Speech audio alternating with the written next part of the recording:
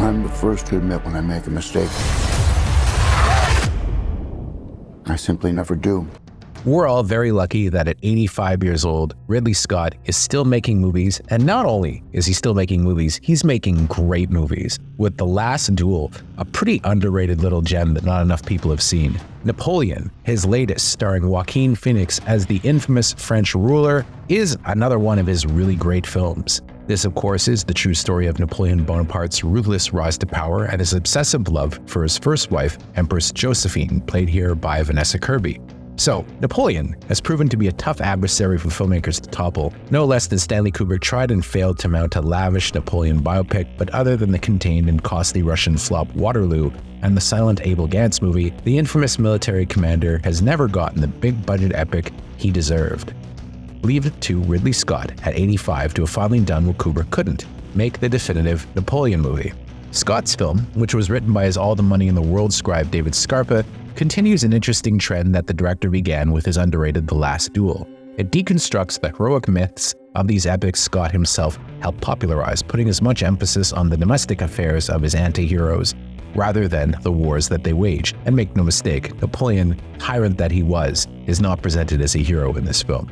Nevertheless, there could have been a version of Napoleon which would have just been battle sequences and been rousing, but it would have been kind of empty spectacle, wouldn't it? Well, Scott's film is not that. He puts just as much emphasis on what's going on between Napoleon and Josephine as he does anything on the battlefield. Joaquin Phoenix, who reteams with Scott for the first time since Gladiator, makes for a formidable Napoleon. He's able to expertly evoke not only the man's brilliant tactics on the battlefield and his absolute ruthlessness, but also his deep insecurity as a man, with him constantly foiled by ego and his desire to impress his beloved, but also despised Josephine. Their relationship is both poisonous and at times playful, more often than you'd think, with Phoenix and co-star Vanessa Kirby really having terrific chemistry. Kirby's formidable in her role, holding her own with Phoenix and expertly portraying a woman who's found it impossible to be faithful, indeed selfish and conniving, but also proved to be Napoleon's match. Once he lost Josephine, Napoleon was never quite the same, and their aggressive, poisonous love is really something to behold. Wisely, Scott keeps the movie evenly juggled between the battlefield and the parlors of France, with the domestic drama having a satiric bite that's similar to The Last Duel, with a sex scene or two that owes more to something like MacGruber than you'd think, definitely not any period romance you may have seen. Each half of the film is as successful as the other, with the battle sequences really a marvel to behold. The Battle of Austerlitz, which the studio already released part of online, is masterfully done, as is the climax of Waterloo.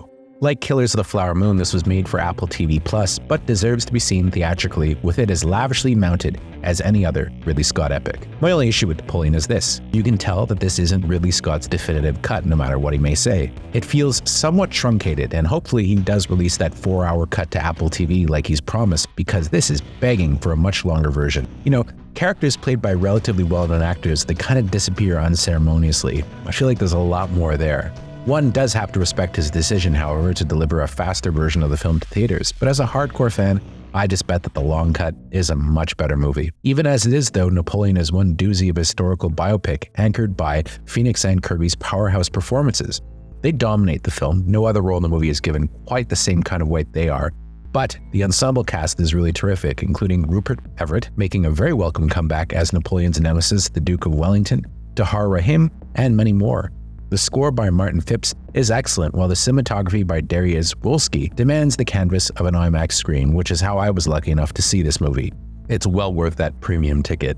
While I firmly believe we're going to see a longer, better version of Napoleon fairly soon, as it is, it still really demands to be seen, especially in theaters, as it does seem fated to meet its ultimate home on streaming, given the way it was produced.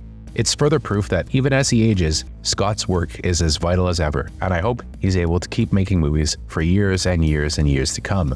Bring on Gladiator 2. I give this one a very strong 8 on 10, but hey, when that 4-hour cut comes out, it might go up to a 9 or possibly even a 10. We'll just have to wait and see.